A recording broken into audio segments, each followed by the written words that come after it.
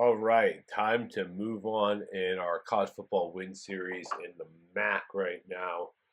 We've already done Akron, Ball State, Bowling Green, Buffalo, Central Michigan, Eastern Michigan, just finished Kent State.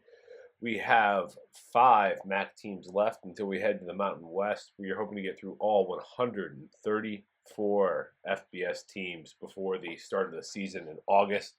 And we move on to Miami of Ohio. They were awesome last year. So they lost their opening game of the year. They played Miami, Florida, lost 38-3, got shellacked, kind of expected. But then they went on a run.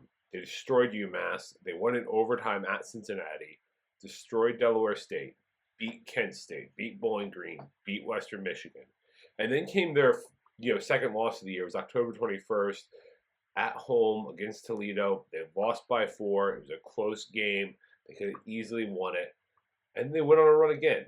Ohio, Akron, Buffalo, Ball State, and that's how they ended their year. The Ball State one was close. It was a 2-point game, but overall, they finished out strong. That got them a spot in the MAC championship game. They played Toledo again, and they dominated the game. Won 23-14 to win the MAC title. That would get them to the FBC Mortgage Stadium and the Cure Bowl. How exciting! They played App State, but they would lose 13-9 in a game that just really wasn't that great. But winning a MAC title should be on the cards again this year. And if they're sitting at 11-1, honestly, a playoff berth wouldn't be that far. With one of the group of fives pretty much guaranteed to get in, I mean, the favorite's definitely Liberty, but this team should be talked about there because they're good. They bring back a ton. We'll start with the main man. It's Mr. Gabbert himself. They bring back Brett Gabbert. He missed the second half of the year because of a leg injury. Everyone was like, all right, he's going to transfer. He's going to go pro. He came back. He should be the MAC player of the year. He is the best player in the conference. Brett Gabbert is probably going to go to the NFL, and he's chilling at Miami of Ohio. He's got a good receiving core. Greg Lavardin's gone. He's in South Carolina. But Cade McDonald's back. He'll be used, I think, in the slot a lot. He's very shifty. Javon Tracy, not a great possession receiver. Great on a deep threat, though. They had Andre Johnson from Arizona State. They had a tight end, Preston Daniel, from Florida State. The offensive attack led by Brett Gabbert is going to be awesome. And the O-line brings back guys. Will Jados and Reed Holsky are both back. The interior is set. They've got two good guards. They have a good center. They lost their top running back, Rashad Amos, to Ole Miss. If they find somebody, they should be fine.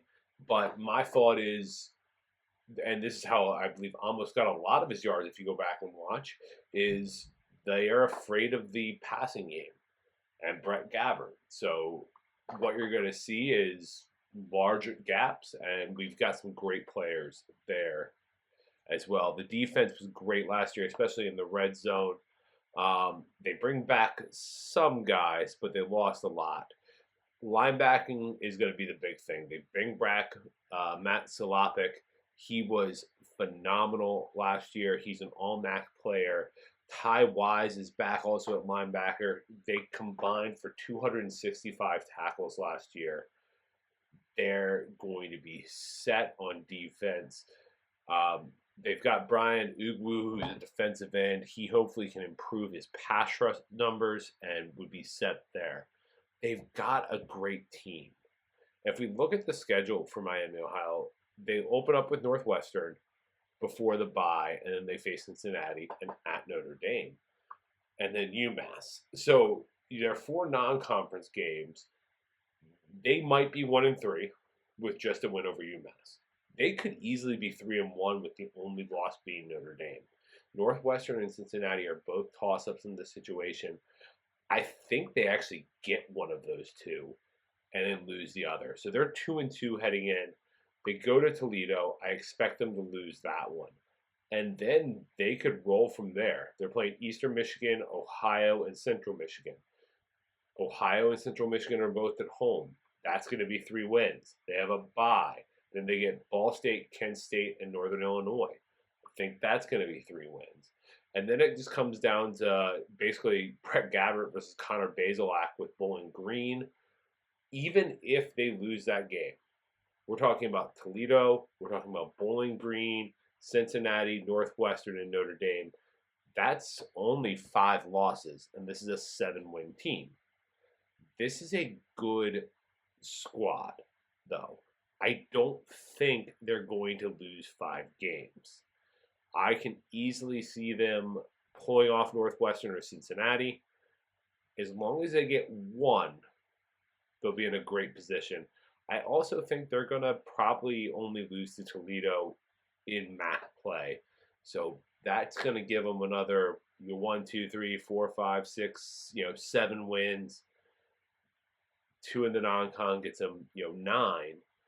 This is a good squad. The over-under on the win total is either at 7.5 or 8.